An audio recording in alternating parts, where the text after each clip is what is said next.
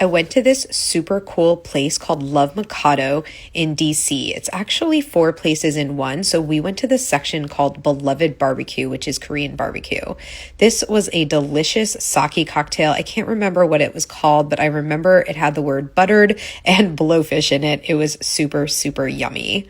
I know this doesn't look appetizing, but these are the milk buns with miso honey butter, and it's so good. These were the pork dumplings, and they were tasty.